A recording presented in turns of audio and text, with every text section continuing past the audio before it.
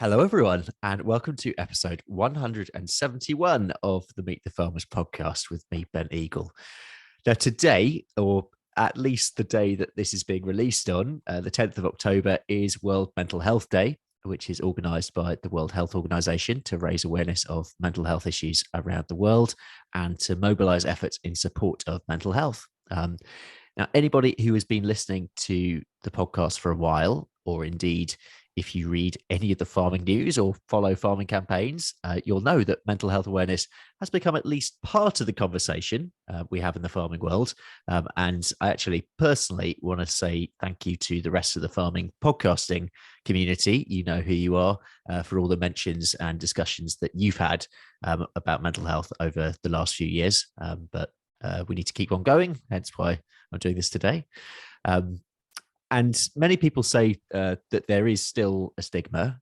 And in 2021, the Farm Safety Foundation published the results of a survey which found that 88% of farmers under 40 rank poor mental health as the biggest hidden problem facing the industry. And really, I mean, until we break the stigma and make it clear that the important thing is that we talk about how we're feeling, we're not going to make progress with that. I myself have, and I've been open in previous episodes about this before. I've suffered with depression and anxiety quite a bit in the past. And back when I had my sheep a few years back, I remember some really quite dark days during lambing, a particular lambing season when I was really struggling, and my business partner at the time and my family were absolutely brilliant in helping me get through that. Even earlier this year, I've had a bit of a difficult time as well, and but managed to pull through and have made some decisions to take that through. But yeah, I have a terrible capacity for taking on too much, which sometimes leads to issues. But I know this now, so I can remind myself of things that are leading down the wrong path. And I know I'm sort of rambling here. I'm saying this because I think it's important that practice what you preach, and if I'm going to say we should all be talking, I need to be open about where I'm coming from as well. So mental health in farming is something that I think we really need to keep talking about, and the person who is joining me today on the show has done so much more than most to make sure that mental health is something that we are talking about. Emma O'Sullivan is with me, founder of the DPJ Foundation, which she set up in 2016 in memory of her and husband, Daniel Picton Jones. The foundation is there to support people in the agricultural sector who are suffering with poor mental health. Daniel was an agricultural contractor whose mental health issues were undiagnosed and were unseen by many. Emma, good evening. Thank you for coming on the show. It's an absolute pleasure and privilege having you here. How is your week going? It's going really well. Thank you so much for asking me to come along. I feel like it's been a long time since I've actually got out and talked to someone and done something like this. So it's really lovely to kind of be involved. So thank you very much. But yeah, it's been a good week. It's been okay. It's tough, but I think everyone's finding it tough. The weather's changed and it's it is, isn't it? Grey. It's that time. Because I always think I like autumn, and I do like autumn, but it's when autumn turns, isn't it, into this sort of middle bit when it goes a little bit further on. It's like, I'm definitely like a summer person. I prefer the warm weather. Like, I don't want to say anything too much, but like, give me that heat wave back. I would quite happily be in like 30 degrees right now. I agree. I mean, I'm a summer baby, but I think, it's just the best time. But anyway, we will embrace autumn and winter. So you're in Pembrokeshire. Tell us about your part of the world. Yeah, so I feel really fortunate to be from Pembrokeshire, especially like, when we had the summer that we had. I feel like, we're on holiday kind of all summer, and being a teacher, we get those kind of nice 7 weeks off we had, and there's no better place to be. It's we kind of got the sea surrounding us on three sides, and it's just a really wonderful place to be. Everybody knows everybody. I think it's quite fair to say we've got quite a small population, but sometimes it's also, you feel like you're kind of stuck out of the way a little bit. We're kind of far away from anything and everything, and you have to travel miles to get anywhere, but I'd never change it. I kind of love where I live, and I live right in the centre of Pembrokeshire as well. So I'm kind of right in the middle of everywhere, and it's a beautiful place to live. Nice. And you said that, I mean, you're a teacher. Was that something that you always wanted to do? Um, I don't know really. I suppose it sounds really strange, but I was kind of like thrown into it a little bit. I remember sort of doing my GCSEs, and there was this big thing about choosing your A levels, and having to kind of make sure the A levels you choose are the ones that the job you want to get. And I was thinking, well, I don't know what job I want to get. And then someone was like, "Oh, you're really good with children," and I was like, "Okay, I'll just be a teacher," and that was it. And that's kind of how it happened. That's It how it wasn't happened. yeah, and I mean, I try to make out to my students, this is all I've always wanted to do, you know, it was like in my blood, but literally it was just like that. It was like, what else can I do? Oh, that'll be fine. And yeah, and kind of growing up on a farm, you know, and I was kind of always involved in that, but there was never really the kind of discussion about it ever leading to being a job. And to be honest, you know, having a brother at that time and in that day and age, it was never an option for, well, it wasn't that it wasn't an option, but it wasn't never the given thing for the daughter to kind of go ahead. So Yeah. I was kind of quite happy to go off and do my sort of degree and leave everyone else to it at that point, which now has kind of turned full circle because I'm back on the farm and doing bits as well. So it's been Fantastic. quite nice, really. Yeah, because I mean, am I right in thinking, I don't know where I remember this from? Was it a dairy farm? Yeah, so I'm actually sitting in the milking parlour right now. That Oh, we cool. yeah, we say we are in Pembrokeshire, beautiful part of the world, but actually riddled with TB, especially the part I live in. Yeah. So we had quite horrendous situation where we had TB for many, many years. And I think it got to the point where Dad was just fed up of losing so many animals, and it was kind of getting to that point where he had the decision to make, which was, I keep putting myself through this, or I actually try and make something and do a change and make a change. And he decided to make a change. So and it was actually not long after Dan had died that he decided to get rid of the cows, and he finished in milking altogether. And so I was like, wow, that's a really nice building, I know what I can do with that, and I turned it into a house. Oh, So I'm actually fantastic. sat now, which is what would have been the old collecting yard, has Oh, changed a little wow. bit, but yeah, so we've kind of moved back, and we've now kind of not restarted the farm, but yeah, my dad and I have kind of got some sheep together, and we've got pigs and ducks and things like that, and it's a really wonderful place to be back and at home, and kind of bringing my children up around the same upbringing I had, and Oh, it's without so less lovely. stress because we've got no TB. Although sheep bring a lot of stress, so I don't know if it is Yeah, actually less stress. I'd say that. But they're lovely as well in their own way. They Um, are lovely, and we're kind of like terrible farmers in the sense we name all of our sheep. I'm like awful. We've got all sorts of names going on. So like when you're like, come on, Beryl, get a grip, you know, and you're like find yourself showing that, you think to yourself, what has my life become? Oh, brilliant. Let's talk about Dan. How did you first meet, and how did your relationships develop? So we met, gosh, going back like 12 years ago now, in the way that lots of people met 12 years ago at the pub, Yeah. you know, before kind of all of this, all this online dating thing and whatever. But yeah, we met in the pub, and it was really funny because it was actually just before silage season started. And so he was an agricultural contractor, and we met, we exchanged numbers, but I didn't actually see him for about 6 weeks because obviously silage comes first, Of course. obviously.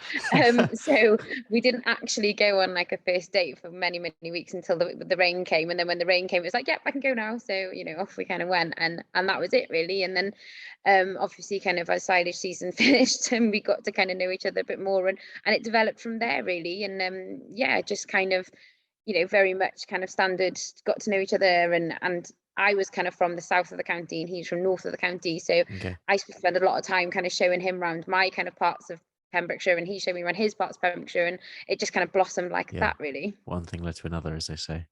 What was he? Mm. What was he like as a person? When I first met him, I remember thinking he was like total opposite to me. I'm quite like highly strung. I'm quite like, you know, spontaneous. I'm a bit wild, some might say. I just like, ah, everything's 100 miles per hour, whereas he was very, very calm and chilled out, and everything else. And that was kind of my first, I remember that being my first kind of thought when I met him. But actually, you know, as kind of time went on, what was quite apparent was he used that as a bit of a disguise for his quite severe kind of well, what I know now to be Mm, anxiety and depression.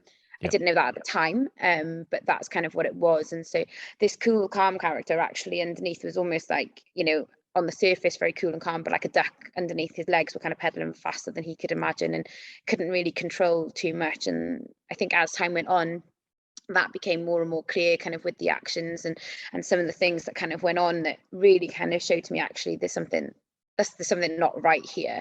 But again, didn't know at that time that it was mental health issues. We weren't having those discussions, so I didn't really understand at that point that that's what was going on with him. Yeah, and I mean, he was a self-employed contractor, and I think I remember actually listening back to before, sort of in the prep for this interview. I listened back to your interview with Will on rock and roll farming. It was quite a while ago now. Actually, you did that, and you were describing in that how, which I think probably lots of self-employed people, lots of farmers will resonate with this, but the fact that there's always that slight feeling, well, maybe am I doing enough? There was that feeling of anxiety came through literally through his work.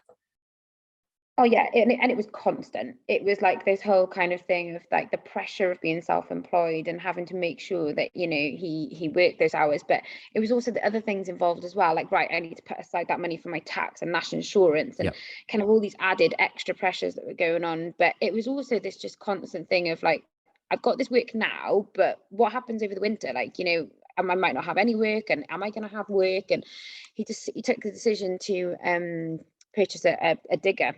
Yeah. And I remember having this conversation with him, and he was saying, I think I'm going to buy a digger. I was like, okay. He said, yeah, I think it'd be really good. I can kind of control everything that's going on a bit better. And in the winter months when things are a bit quieter, I can go out and do that. So yeah, great. I thought that's fine. And as far as I was concerned, I was just wanted to kind of support him and make sure that, he was kind of felt like he was being supported in his decisions. And really, really naively kind of presumed that it was going to be like a little digger. It wasn't. It was a bloody massive digger. And I remember this thing turning up, and I was thinking to myself, oh my God, it was huge. It was massive. It took a lorry. I think it was like, I don't know, it was 20 ton or 15 ton or something, stupidly big digger.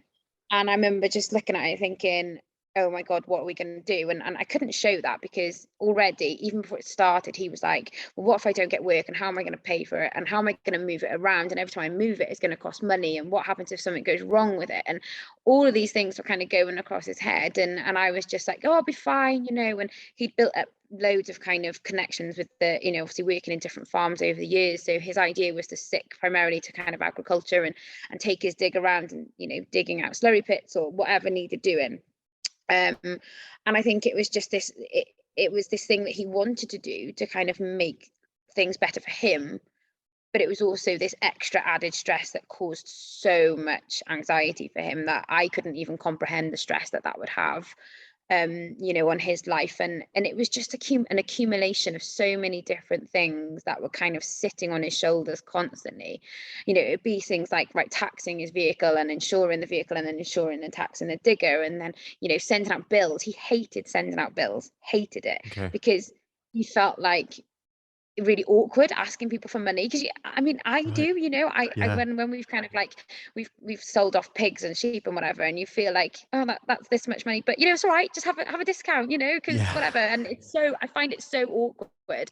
And I remember saying to him at the time, like, you've done the work, like, you've earned that money, just ask for it, that's fine. And he wouldn't bill people, because he'd be kind of like, thing about that. And it was, and then he'd worry about money. And so it was just this constant thing that was going on all the time that resonates with a lot of not only agricultural contractors, but like I said, farmers themselves. And that kind of whole pressure of being self-employed and also being governed by the weather and being governed by everything else, really, isn't it? Lack of control, I think. Yeah. And you had two children together, which must have brought him by its very nature a lot of joy, surely. Yeah, totally.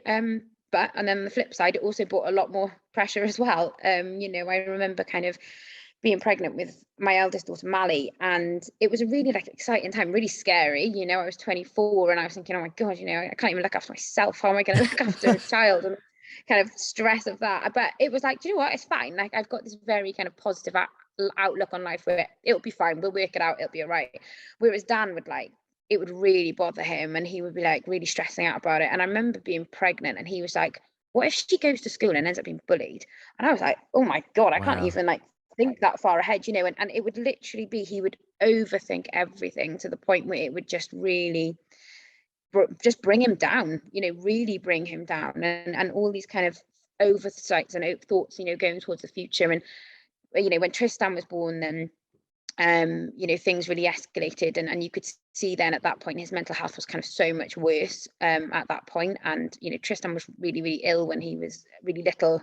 He developed quite a nasty cough at like 8 or 9 days old, and ended up with a collapsed lung, and when he was Oh about 10 gosh. days old, and we ended up in hospital. And you know, the pressure of that was just horrendous. And you know, it was just kind of, yeah, he just didn't deal with things. He didn't, the best way I can describe it is, I think he didn't have that toolkit. So if something happened, he didn't have that kind of resilience and that toolkit to be Yeah. able to deal with those things. He kind of just went into shutdown, and then he didn't really know how to come out of that shutdown. And it was just this constant thing of, you know, when these things happened, and they didn't necessarily have to be big things like that. They could be small things, but whatever they were would send him into shutdown, and kind of really struggle to bring him back out of that, really. Yeah. Because we're talking what, about 10 years ago? Yeah, so Mali's 10 now, and Tristan is he's going to be 8 now at the beginning of next year. So we're going back quite a few years with this now. Yeah. Yeah. Because and back then, I mean, you know a lot more about this than me, but it's like, just thinking about um, the language in that toolkit that we use when we talk about mental health. What was that like then? Did it actually exist? Yeah, I just don't think it did. I remember, you know, when things were kind of hit a really sort of bad point. I think it was when Mali was quite small. I think Mali must have been about 2 or something. So it's going back like 8 years ago. And I remember kind of like typing into the internet all the different things that I felt was going on. I was like, you know, overthinking, you know, can't get himself out of bed, you know, really struggles kind of with motivation. And you know, he'd spend like hours just sitting down, just staring into space without being able to kind of get himself to do anything. And there was all these kind of things coming up, and it was like depression. And I was like, oh, you know, I don't know anybody who gets depression. Like, it blew my brain a little bit. Yeah. And you know, I was a bit kind of thing about it. And then there was one particular incident where we'd had really poor weather, you know, at home, and I decided to come back to where my parents lived over the other side of the mountain, just to kind of, so I could get back to work a bit easier with the snow and stuff like that. And I remember switching on the laptop, ready to do some work, and he'd been on the laptop the night before, and there was a thing on there, and he'd been on YouTube looking at how to tie a noose. And I remember looking at that and thinking, oh my God, you know, he's going to kill himself. But the word suicide kind of didn't really come into my head at that point, because it was just like, it wasn't a word that was being said. It wasn't common vocabulary for me, you know. And I looked at that and I thought, right, we've kind of got massive problems, and went into a bit of a panic mode. But in my head, I was like, I can't say this to him that I've seen this, because if I tell him I've seen this, he's going to go and do it.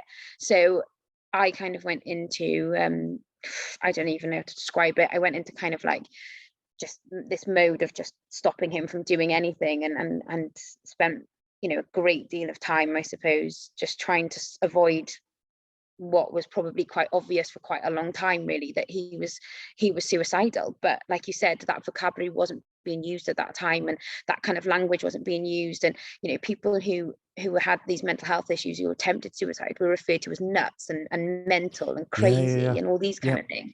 And there was such negative connotations around it that, you know, people just didn't want to be associated with that. And you know, quite, you know, we were kind of governed by the media at that point. You know, you've only got to look at things that were happening around that period and before that, like Frank Bruno, for example. Very public breakdown was, you know, front page newspapers, he's nuts, he's crazy. Yeah. Well, if you're having similar things to that, and that's what they're saying about him, you don't want that said about you. So those conversations just weren't happening, you know, around mental health at that point at all.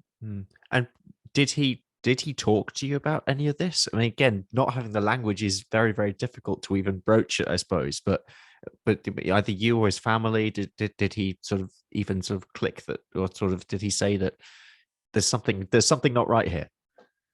No, not in the slightest. And I remember, you know, like I said, when I Googled all of those symptoms and these things came back, I remember turning to him and saying to him, you know, like, I think you might have depression. And I even at one point considered, would he be bipolar? And you know, like, I'm no expert. This was a Google kind of diagnosis at this point. And he went ballistic.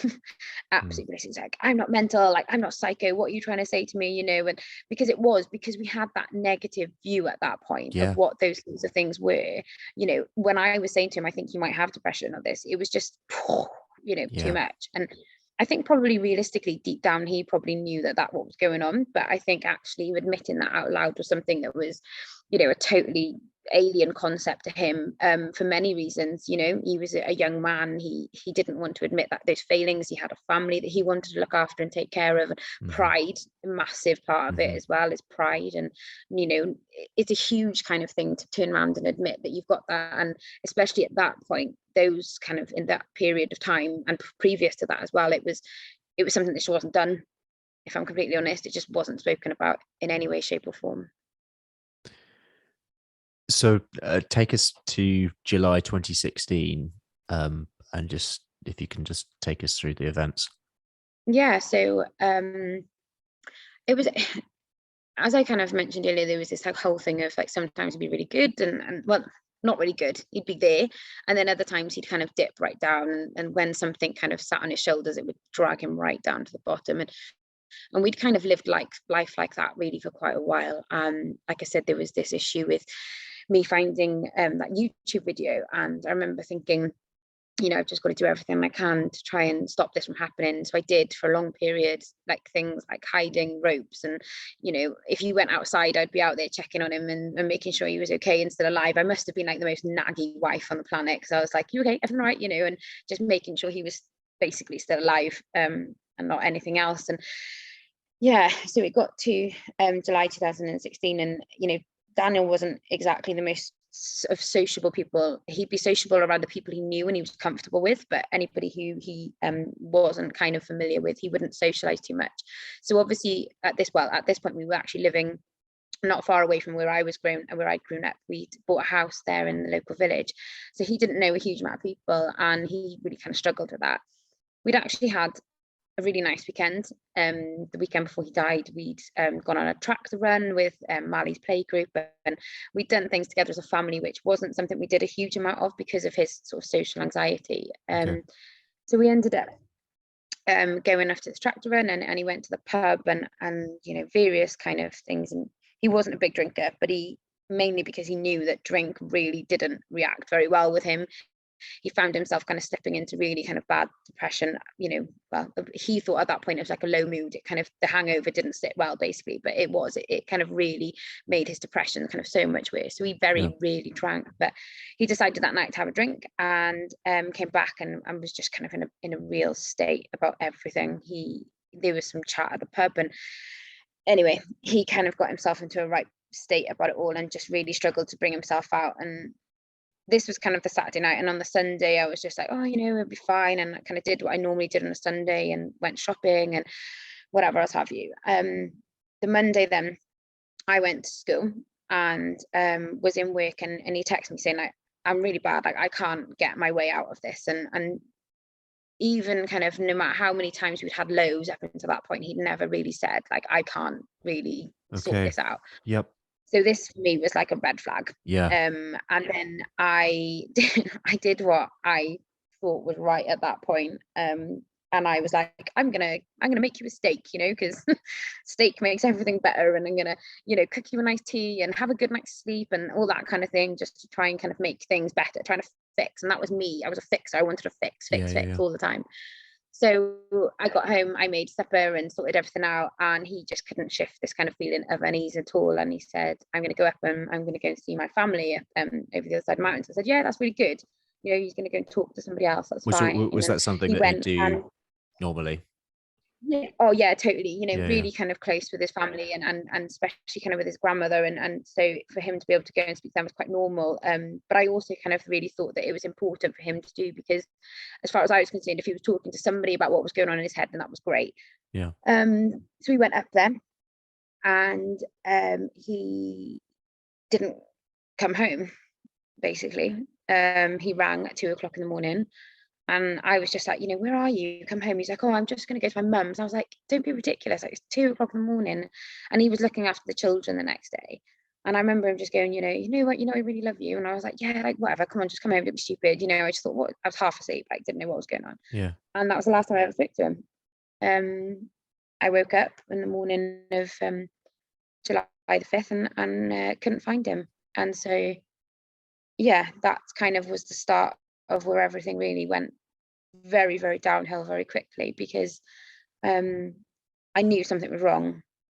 I don't know why. I can't explain the feeling that I had, which was just completely in my gut, which told me this is bad, like really bad. I remember ringing round, and I was supposed to go to school, and I couldn't go into work because I had to find him. And I just knew that whatever was going on was just, it was something in my head told me this is going to end horrendously. So I jumped in his truck, because he went in my car the night before, and I drove up to where he was brought up on. He's brought up in a small holding, and I went and drove up there, and I drove down the corner and around, and I was greeted by a row of police cars. And I just remember this policeman coming up to me and just saying, "I'm really sorry." And I was like, "Well, what are you sorry about? Like, why are you sorry?" And he was like, "Daniel's dead.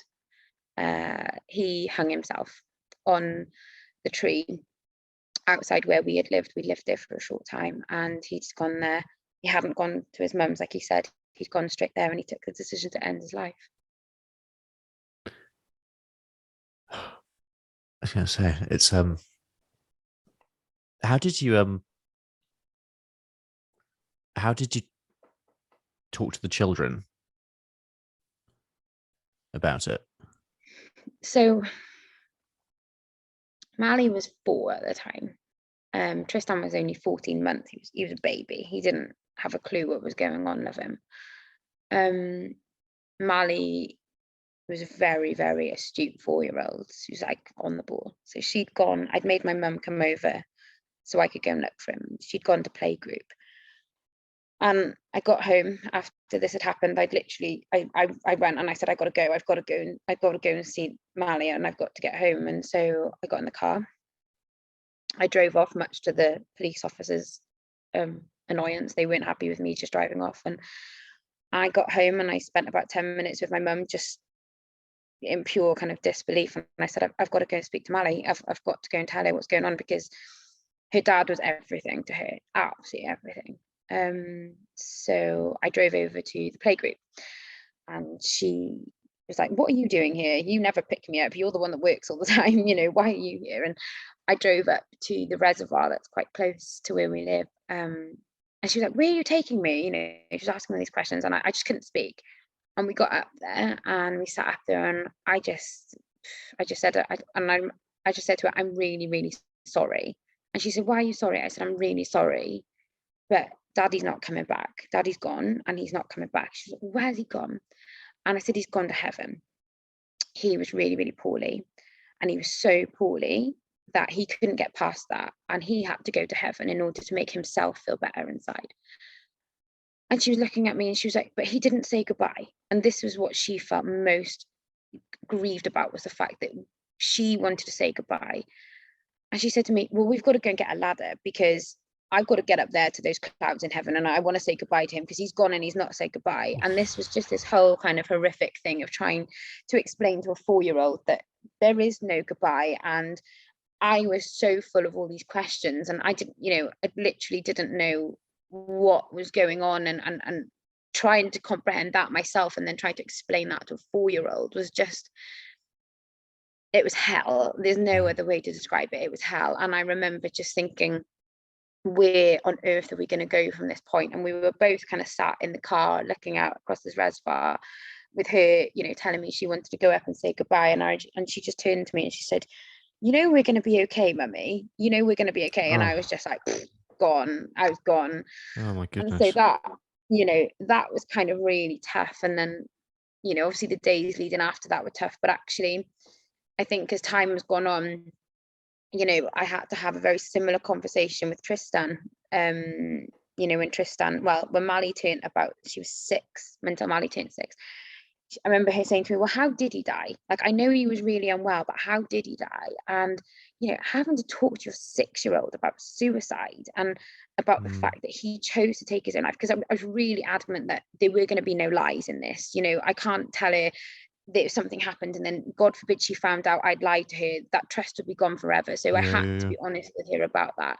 So I was honest with her, and you know, it was sickening. It was sickening having to talk to her about suicide. And I remember messaging the parents of her friends in school and just saying, I'm really sorry if I've exposed your child to this conversation, but I have to be honest with her, and I have to be able to talk to her about what happened to her dad in an open and honest way. And then, you know, she was like really upset about the fact that he'd chosen to do that and couldn't really understand why. And then similarly, then last year I had to have the same conversation with Tristan. You know, Tristan's now 7, and when he turned 6, again, similar sort of conversations. And we were kind of I can't remember what we were doing. We were out and about, you know, something with the ducks, I think, outside. And he said to me, well, what did happen to my dad? You know, how did he die? And again, this whole conversation of like suicide and stuff. And Tristan, I remember Tristan saying to me, well, why didn't he get help?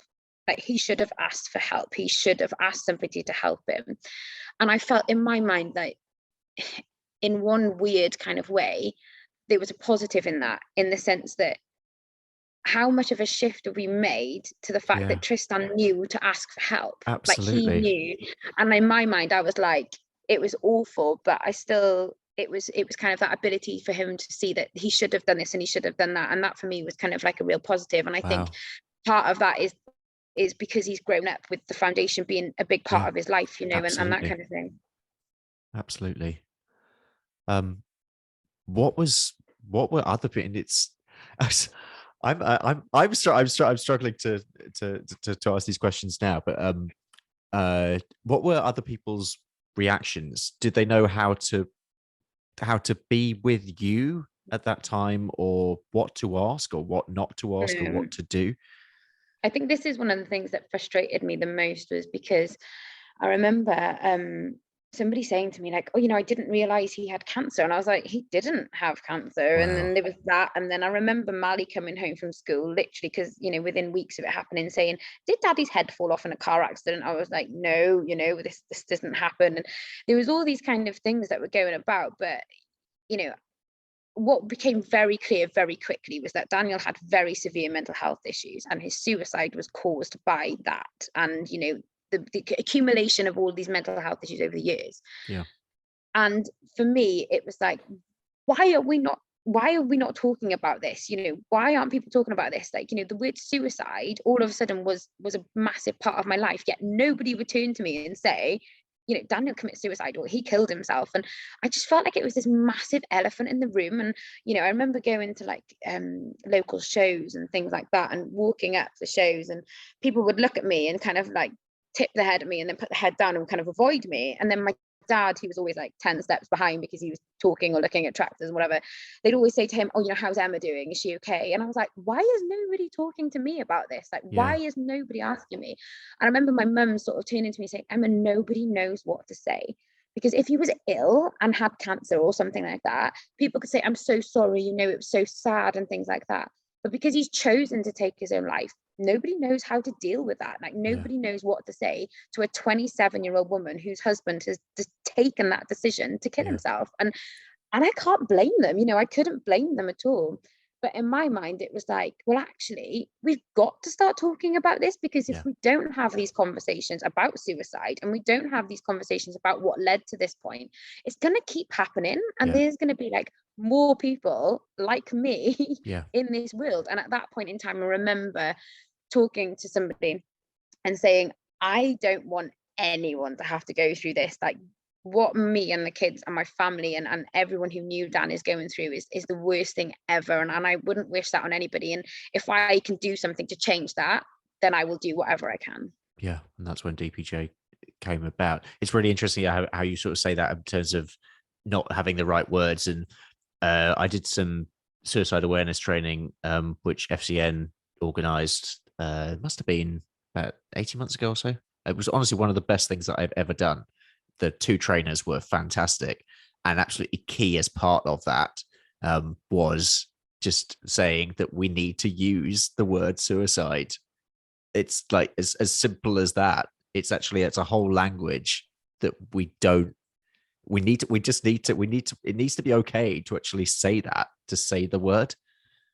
Yeah, it's like a dirty word that kind of was totally avoided. And I was probably, if anything, kind of overusing that word. I was like, I remember somebody saying to me, like, oh, you can't say that Daniel committed suicide. You've got to say he took his own life. I'm like, no, he Mm, committed suicide. Let's talk about this. This is real talk here. mm. He committed suicide. That is what he did. I'm not precious about language or anything like that. This is what he did. Let's be upfront and honest about this, and let's talk about this and get it out in the open. And for me, that was kind of like vital to kind of have those open conversations. Yeah, because I mean, very, very soon after this, as you've said, the idea for the foundation came about. So tell us about DPJ, the DPJ Foundation, and how you went about setting it up. Yeah, so like I said, pretty much. I mean, Daniel passed away on the Monday night, like early hours Tuesday morning, and I would say pretty much by the Thursday. I think I went on Thursday to identify. I had to go up and identify the body, and that's not something that you expect to find yourself doing. And we'd not really even been married that long, and yeah, I just look back and I was so young. And I Yeah. remember going up there and I was saying to the person I was with, I'm gonna do something about this because this is wrong. And I literally woke up the night he died screaming like, this is wrong. So many aspects of this are wrong. He shouldn't be dead. I shouldn't be a widow. My kids shouldn't be without a dad. That everything was wrong. And I kept saying, I'm going to do something about this. And we got to kind of arranging the funeral, and one of the chaps who was coming to help us with the reverend was helping us with the funeral. He was saying, right, you've got to choose charity as part of, what you want to, with the funeral donations and whatever else have you. So I started looking and ploughing myself into finding a charity that supported people with mental health issues. But I was really disappointed to see at that point there was no charities that supported people like Dan. And yes, there was fantastic charities out there like Mind and Samaritans and things like that. But realistically, I know that Dan would have never have called them Yeah, yeah, yeah. for numerous reasons. But he would never have also walked into Mind because Mind was in the centre of town. He was a farmer. Yeah. He needed something that suited him and his, the way he lived his life. And there was nothing like that. And so I was sat there chat to him and I said, I just don't know what to do. I don't know. I think what I'll do is I'll gather the money together from the funeral and give myself a bit more time and kind of work out what I want to do with that money and who I can give it to, because there's got to be something out there.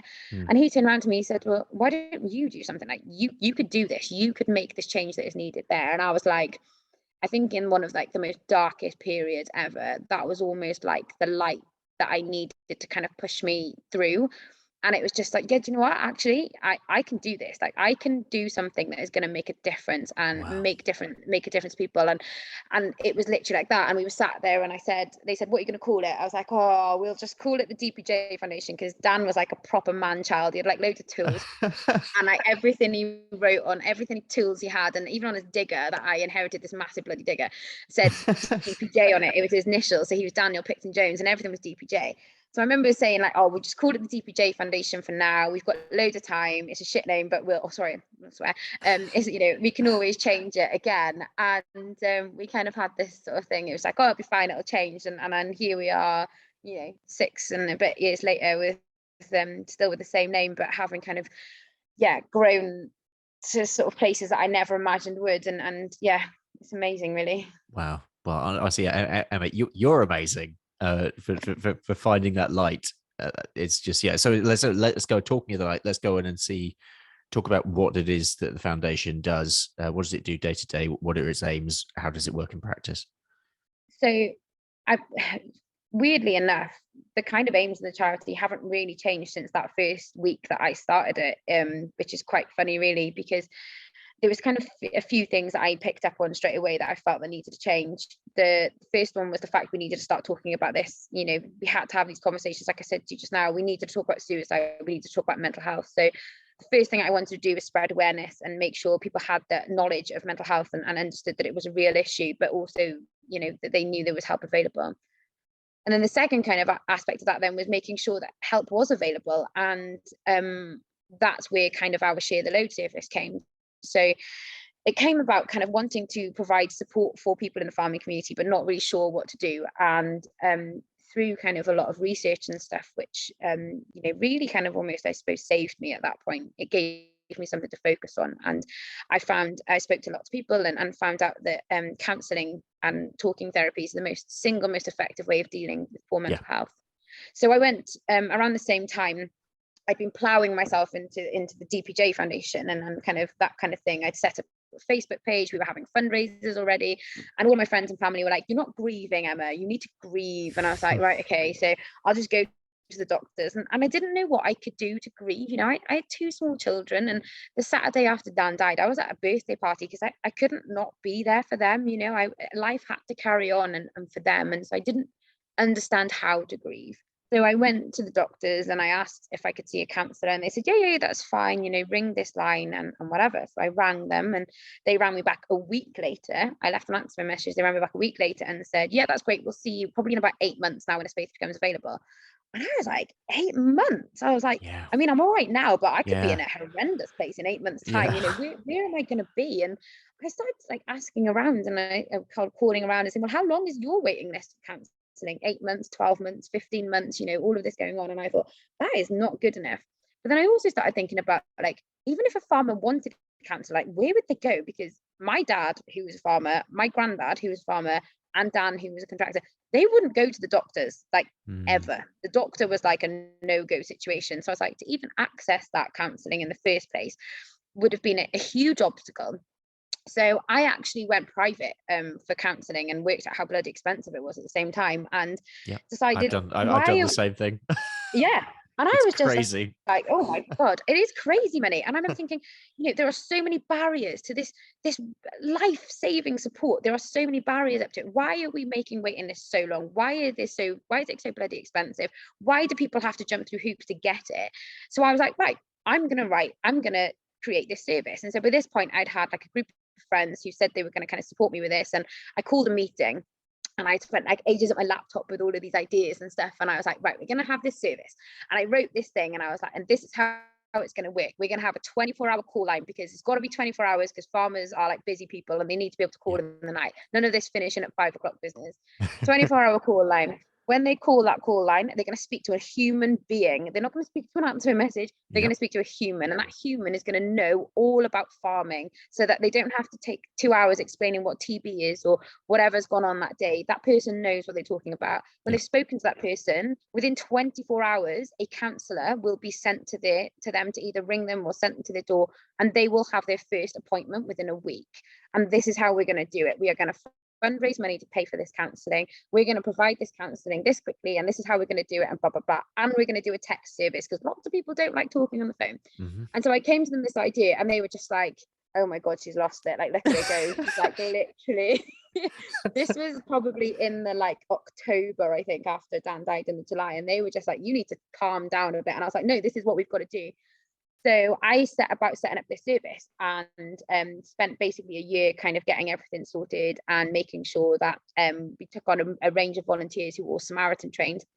And we basically still run the service, but pretty much exactly the same now. And I'd kind of started alluding on social media, this is what we were trying to do.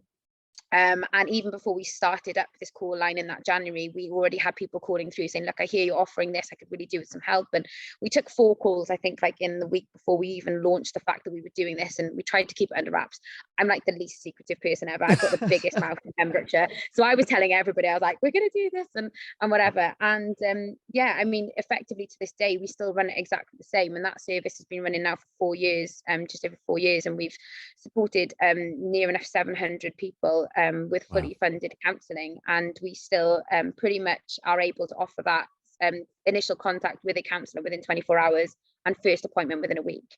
But we also do counselling slightly differently. So when I went to counselling, I had to go to a local village and have a town, it was actually, and have it in the main high street and stuff. And I remember thinking, like, Dan would hate this, like he would hate it. I was standing outside this door, which had a massive sign above it saying counselling.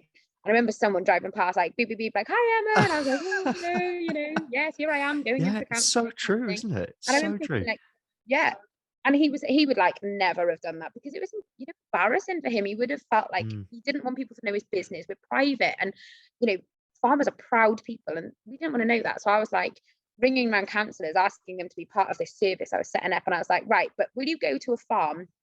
And they were like, yeah, okay, I think so. And I was like, look, I need you to do this, because ultimately I can't expect farmers to step away from the farm for like 2-3 hours potentially.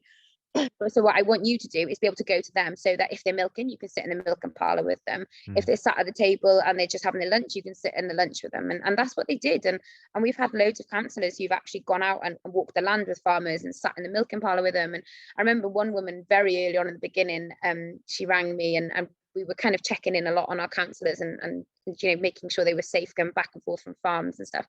And I said, everything okay? She was like, yeah, there was a sheep under the table while I was talking to him. I was like, yeah, it's fine, don't worry, get used to it, you'll be all right. Crack on.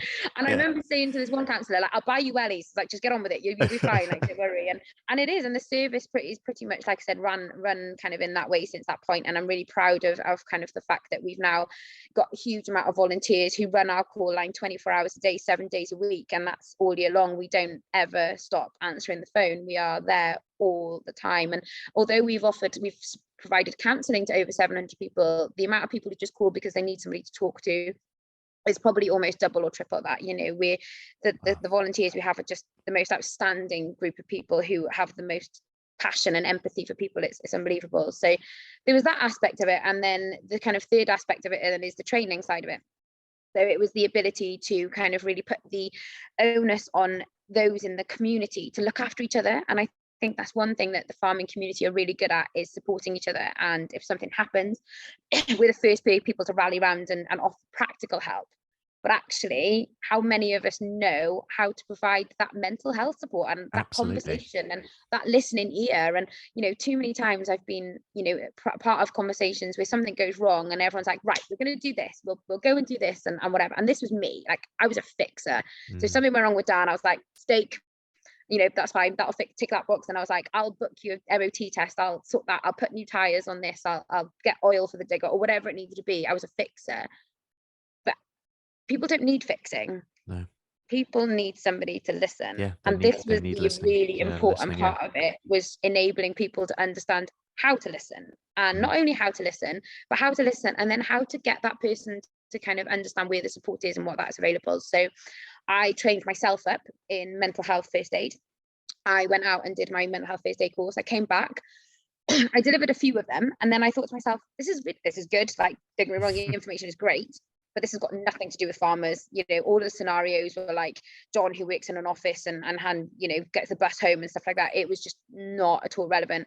So I sat on my laptop and I rewrote it. I rewrote all of it and created mental health awareness training for the farming community, and started to go out and deliver it, and went all over Wales delivering this training. And we've trained in excess of thousands of people in this mental health awareness training. And so it's kind of gone to the point now where I did this up until a point, and then I actually went back to teach. Then I worked I took a year off to do this kind of full time, and then COVID hit. I decided that being at home wasn't my bag. I kind of needed to go be out in humanity again. So I decided to get back to teaching. And at that point, we took on some members of staff, which was the first thing, the first time we took on staff in 6 years is 2 years ago. So we have a training manager now who's taken that training and really kind of blown it up massively, which is amazing. And she goes all over doing it. I think she's up in Scotland now in a few weeks. She's actually in Welshpool tonight delivering training, and it's effectively still exactly the same as what we used to do, but just better. And it talks about suicide, and like you said about your training, it's a massive part of it is suicide. Also understanding that talking about suicide isn't a problem, and actually asking the question about suicide isn't a problem either. Oh my goodness, honestly, it's like, just thank you to you, all your wonderful volunteers, and clearly your great staff as well. But I just want to go back actually to the grief thing that you were mentioning, and I'm interested in. You said you didn't know how to grieve at the time, and don't worry about answering this if you don't want to. But when you discovered what that was, what did it look like, and how long did it take? People always say, and we've all experienced grief at various stages for various reasons. And people often say, isn't it, it will strike when you it'll strike when you least expect, or it'll be a very gradual process. Or what did it look like for you? I think it was really weird because I felt like I was so young at that time, and I think that in my head, I had a very kind of idealistic way of what grief should look like. It should be this whole kind of like somber thing, and the next day would be tears, and the next day I'd feel okay, and then I felt guilty for feeling okay because I wouldn't forget about it. But I remember it was my birthday, so in between the him passing away and the funeral, it was my birthday, and a couple of my friends made this big effort and got me a cake and stuff. And I remember someone turning to me saying, "I'm not going to buy you a birthday cake because it's not a very happy occasion." And I was just like, but it's my birthday. And I was like, Yeah. it was really weird. And grief, I found it really difficult to understand what grief was. But I think if there's anything that I've learned, is there is no grief box that you have to fit into. Grief looks different for every single person. It can be feeling like completely sad for months and months on end. It can be feeling sad for a day and then upset for a day and then angry. And that's what I found difficult, was the anger, because I was angry at him. I was angry for what he did to me, and I was angry for what he did to the children. And then I remember sort of being told, oh, join these like bereavement groups with other people that are grieving. And a lot of the people that were there were people who were grieving people who, like I said, had died from kind of, diseases and things like that, or old age. And it was totally different because they felt, I don't know how to describe it. They felt overwhelming sadness constantly. Whereas I didn't get that. I got sad sometimes. I got angry sometimes. I got really angry other days, and it's still like that now. Like, it's a really cliche thing to say, but time is a really good, and I wouldn't say it's a healer, but time helps you deal with things better. And I think as time got on, I kind of just got more used to life. And don't get me wrong, there's still things that happen, and I think to myself, oh, when I get angry and I get sad about it and things like that. But time gives you the benefit of being able to learn that you can live life again, and that you can do things that you probably didn't think in that instant period that you could do.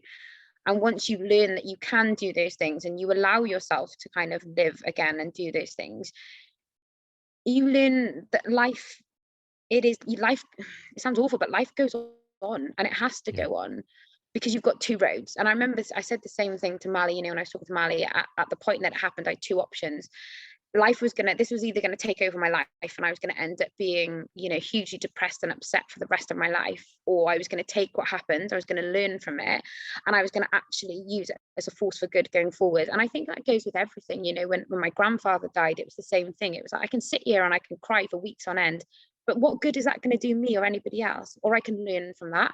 I can take the things that he taught me, and as and then the funny stories and the things that we did when we were kids, and shoving apples and things down his mouth when he was sleeping on the couch and whatever else have you. But you can learn to grow from that. And I think that it's a really difficult thing for people to process. But I'm, again, great advocate for counselling, and counselling really helped with my grieving process. It helped me realize that I was normal, and despite people telling me that I wasn't grieving, I was, but it was just my way of doing it. And it's okay to feel okay and not okay, and cry and sad and angry and stuff. Just roll with it. Yeah. What would your advice be to people who are supporting people who are experiencing depression, anxiety, other mental health I think issues? My kind of biggest bit of advice would be to take care of yourself, because never underestimate the impact that it can have taking care of somebody who has got really poor mental health. Because I didn't realize it until quite a long time afterwards that Daniel's mental health had a massive impact on mine.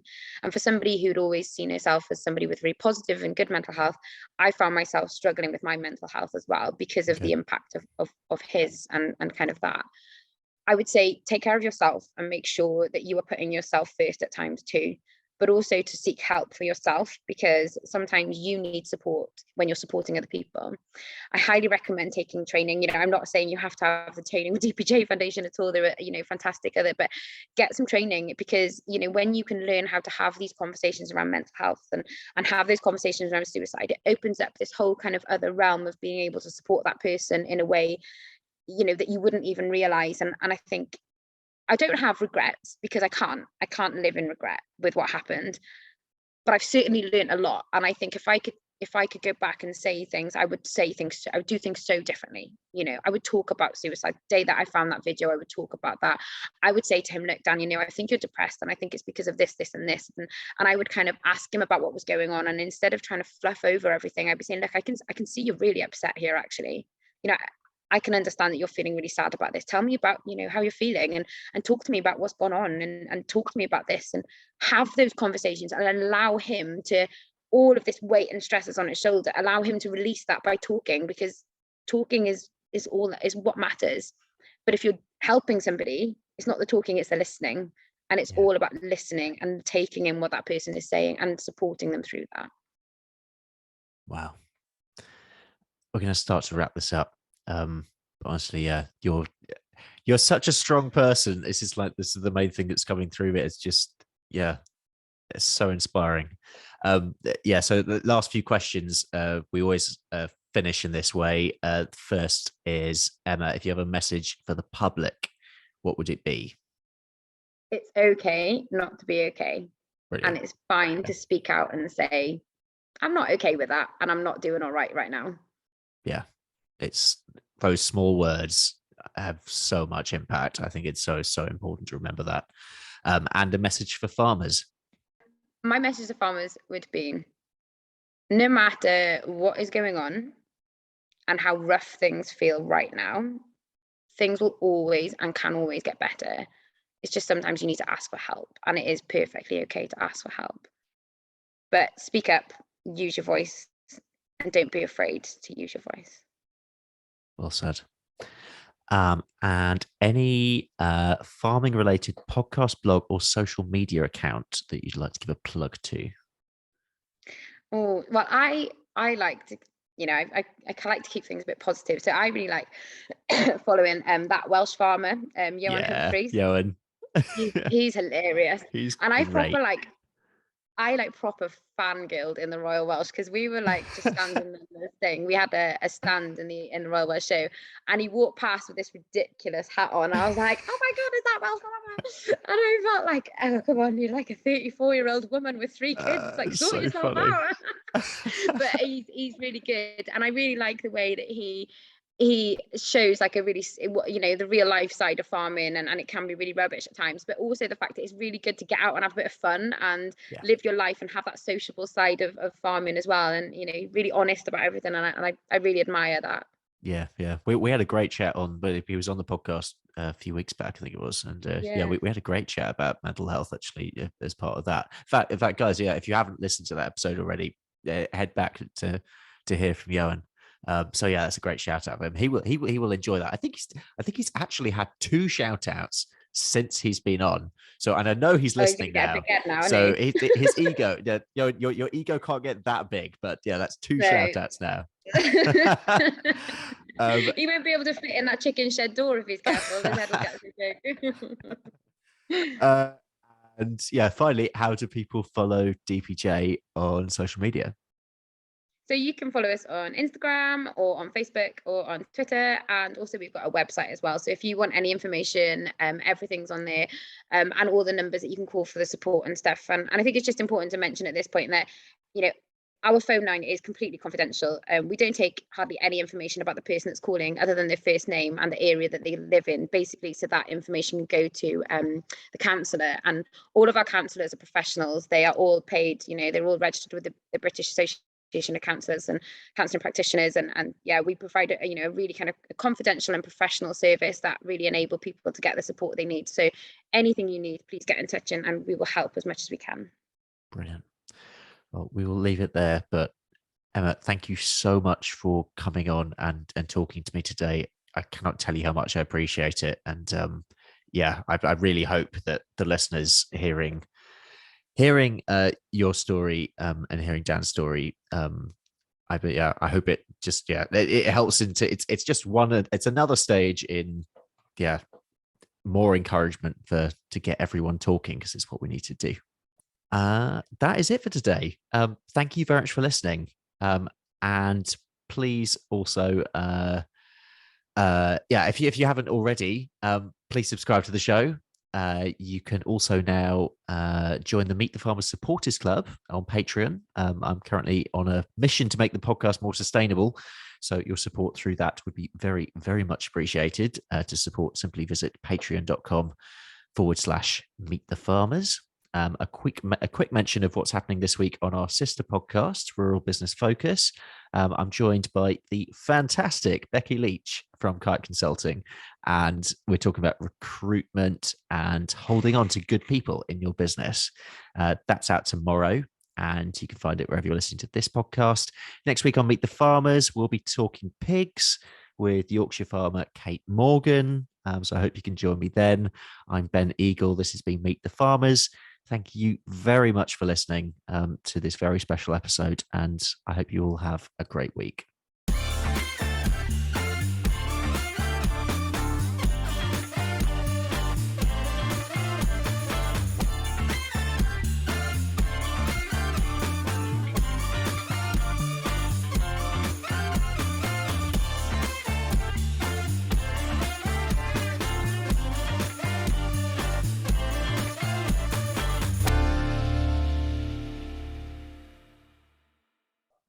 To pig farmers, keep going. You're amazing, all of you. Really sad the ones that we're losing, but they're still amazing people, and we will get through this. And yeah, there'll be better times coming, I'm sure of it. And to general farmers as a whole, let's start working together. Let's really become more powerful than the retailers. Let's get our message across how we want it. Let's show everybody how we farm. Let's not let people say how we farm. Let's actually give them the truth.